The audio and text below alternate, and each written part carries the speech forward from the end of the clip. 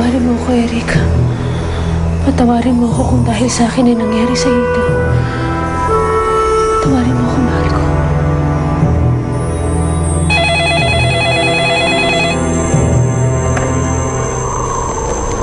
Magandang araw.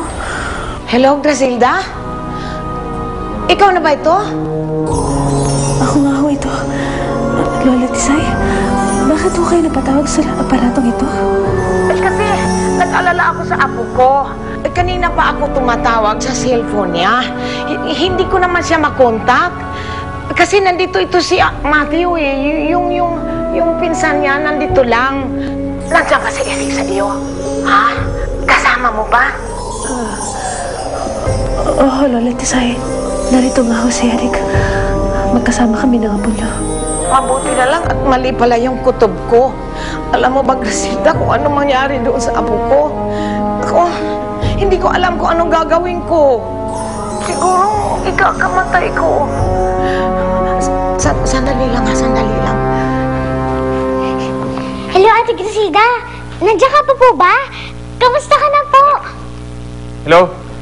Si Matthew to. Si Eric, pwede ba makausap? Ang dami kasi problema sa factory eh. Ipagpaumanhin nyo, ngunit hindi na kayo maaaring kausapin ngayon. Ano ba pinagsasabi mo? Ipakausap mo nga sa akin ng pinsan ko. Akin na siya! Basta, hindi ko maaaring sabihin ang dahilan, ngunit huwag kayong mabahala. Hindi ko hayaan may mangyari masama kay Eric. Hindi ko tutulutang mawala siya sa atin. Ano ba pinagsasabi mo? Hello? Hello?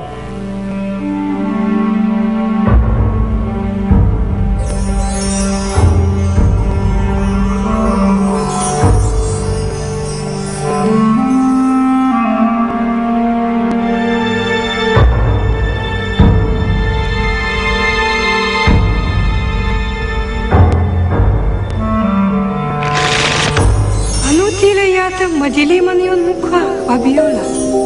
Hanggang ngayon, nahihibang pa rin ang kapatid ko kay Grasilda iyon. Akala ko, magagawa ko magbalot ng galit ang puso niya. Ngunit bigo pa rin ako. Pagkakataon ko na dapat kanina mapas lang si Grasilda. Kaya lang pinigilan ako ng kapatid ko. Wala kang magagawa. Mahal niya talagang iyong kaway. Hindi maaaring wala akong magawa. Lalo na't lubha na akong nagtatagal sa mundong ito. Kailangan ko ng maisakatuparan ng mga plano ko nang makabalik na ako ng Fantasia. Kailangan mapaslang ko na si Grasilda at Fairy Godmother. Kaya sabihin niyo sa akin kung saan ko sila makikita. Ikinalulungkot ko, Fabiola, ngunit di namin matuntun sina Grasilda. Paano hindi? Makapangyarihan kayo. Kaya kailangan nasabi niyo sa akin kung nasa ang mga kaaway ko. Makapangyarihan din si Fairy Godmother. Kaya maaaring pinangangalagaan din ng mahika niya si Grasilda para di namin siya makita. Kaya pagpatawad niyo, mahal na Reyna, di ka namin matutulungan. Mga walang silbi!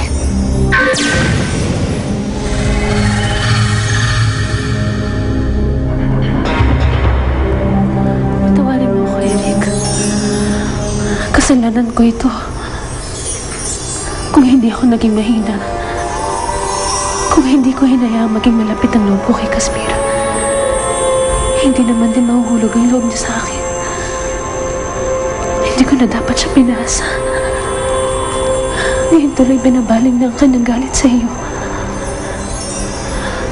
Ngayon maaari ka pang mawala ng tuluyan sa akin.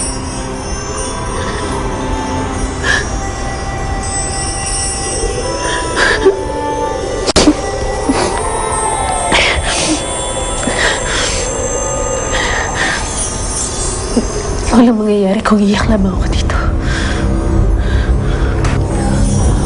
Walang ibang magliligtas kay Eric kung hindi ako.